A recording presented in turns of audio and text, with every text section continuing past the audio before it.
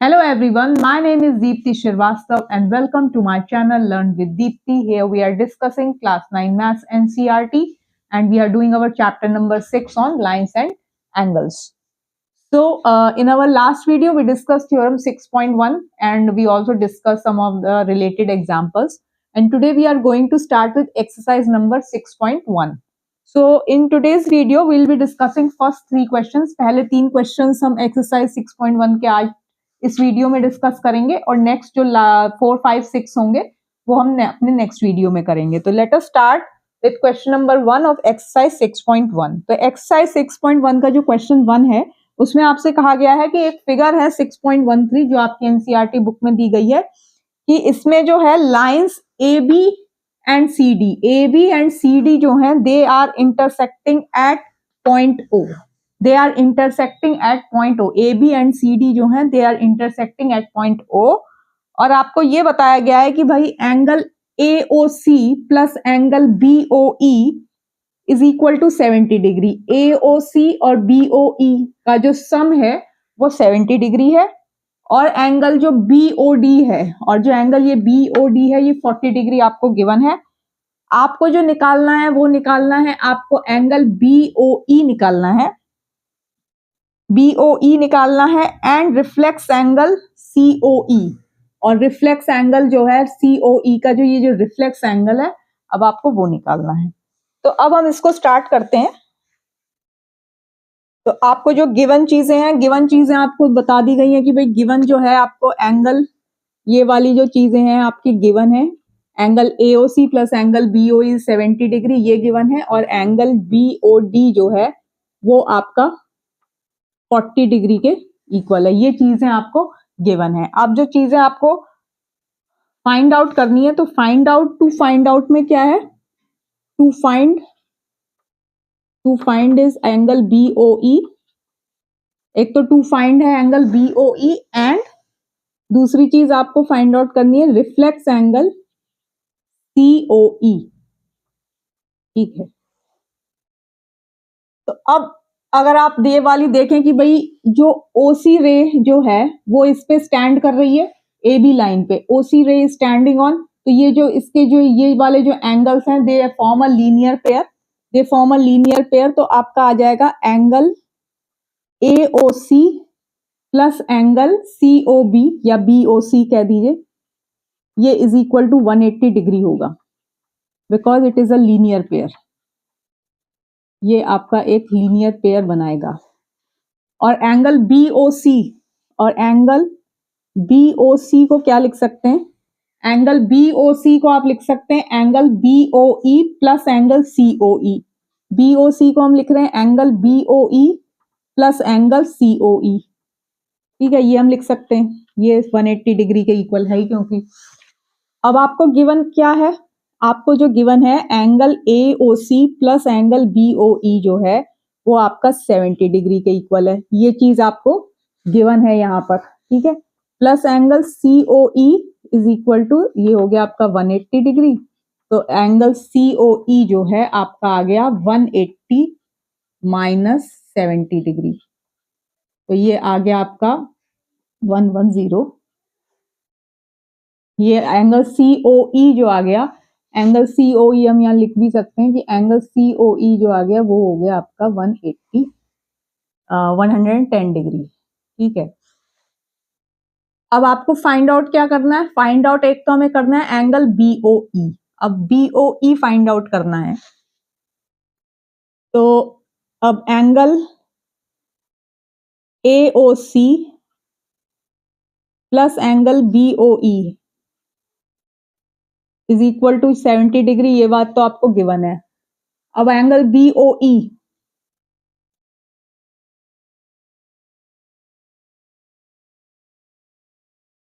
Plus angle COE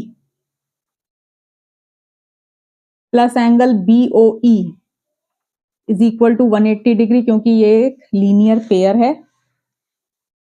अब आपको जो गिवन आ गया एक तो COE आ गया है. ठीक है, तो COE जो है तो ये तो आपका अभी एंगल COE जो है वो आपने निकाल लिया है कि ये आपका COE जो है वो आपका 110 डिग्री के इक्वल है.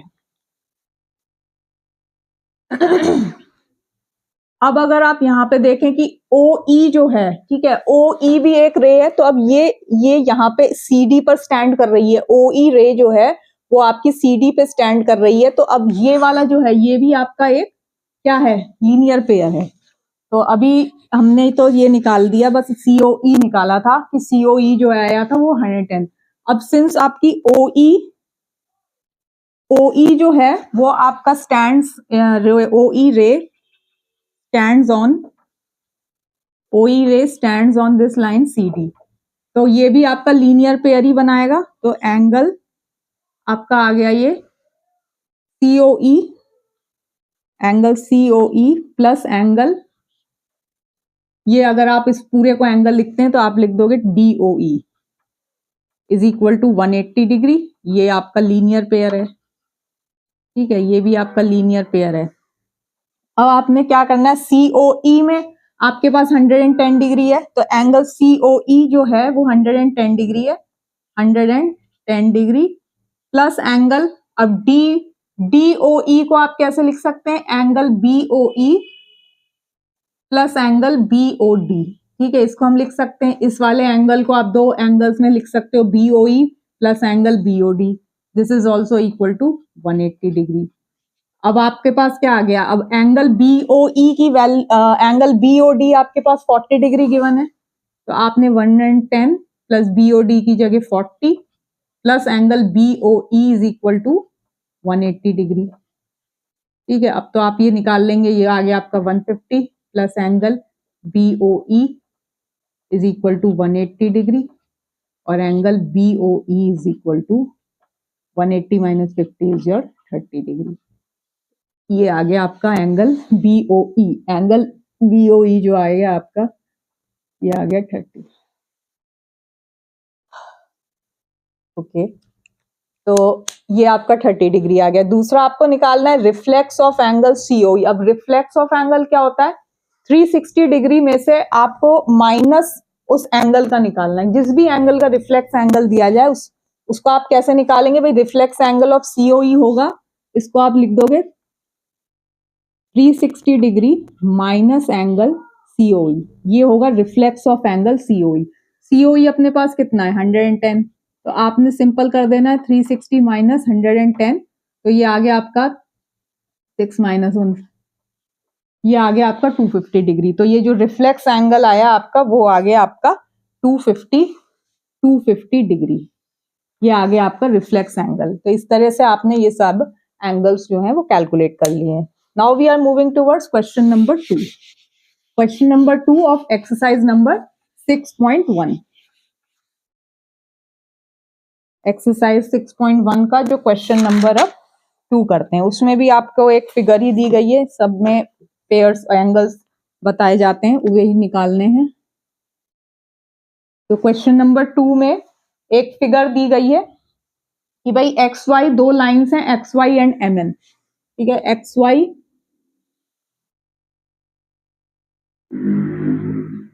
XY और एक लाइन है ये MN, ऐसे दी गई है, ये आपके फिगर उसमें दी गई है बुक में, M and N, they are intersecting at point O।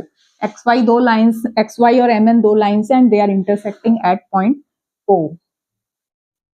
If angle POY, अब उन्होंने एक और वो बताया है कि भाई एक तो लाइन एक ये ऐसे भी जा रही है, इफ एंगल POY अगर ये 90 डिग्री है, ये आपको गिवन है कि एंगल POY जो है वो 90 डिग्री है, तो और A:B अभी बता रहे हैं कि A क्या दिया है, ये आपको गिवन है A:B इज इक्वल टू 2:3, और तो आपको C की वैल्यू फाइंड आउट करनी है। अब A की वैल्यू जो है वो ये है, B की वैल्यू जो है वो ये है, और C जो है आपका वो ये है।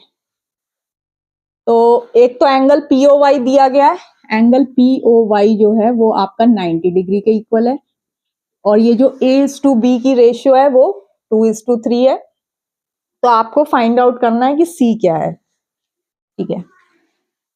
अब आपने अपने रेशियो एंड प्रोपोर्शंस में किया ही होगा, पहले भी पढ़ा होगा। अब A:B अगर आपका 2:3 है, तो आप A को लिख दो 2x, ठीक है, और b को लिख दो 3x। रेशियो निकालोगे a बाई बी तो 2/3 आएगा। तो हम इसको ऐसे अपनी कन्वीनियंस के लिए विल कि भाई let a is equal to 2x and let b is equal to 3x, ये हमने लिख लिया है।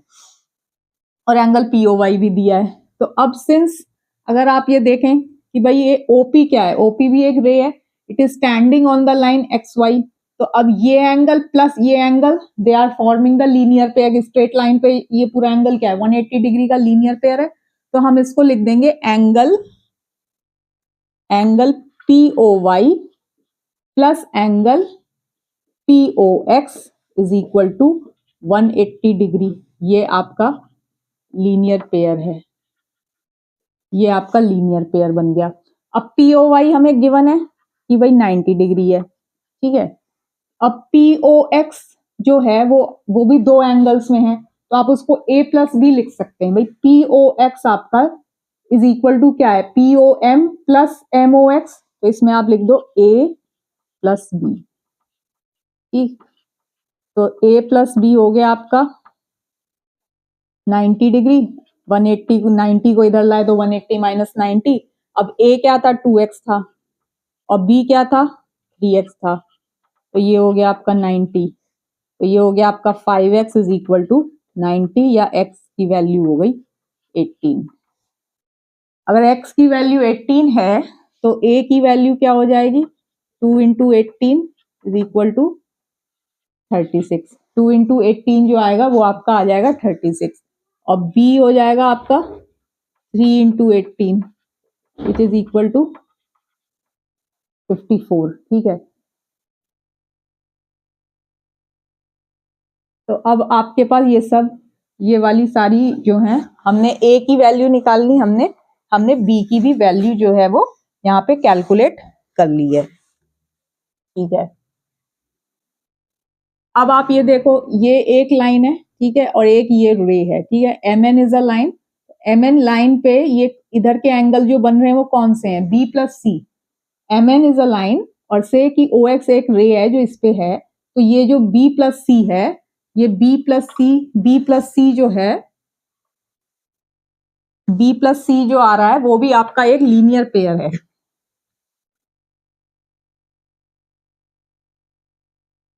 एक्सक्यूज मी, एक सेकेंड बस।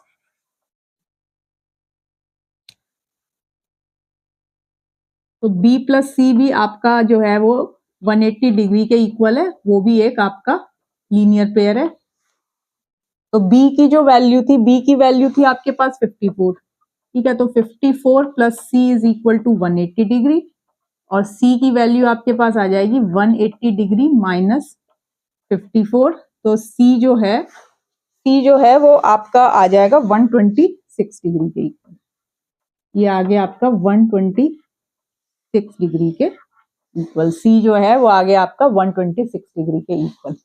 तो ज्यादातर इसमें यही क्वेश्चंस हैं कि भाई लीनियर पेयर, अगर आपको पता है कि भाई एक लाइन पे वो एंगल जो बन रहा है वो 180 डिग्री का है, तो आप उससे और एंगल्स निकाल सकते हैं। तो ये हो गया आपका क्वेश्चन नंबर 2। अब एक इस वीडियो के लिए लास्ट क्वेश्चन है, उसके बाद हम अपने नेक्स्ट वीडियो में 3 मोर क्वेश्चंस हैं इस एक्सरसाइज के, वो डिस्कस करेंगे। तो क्वेश्चन नंबर 3,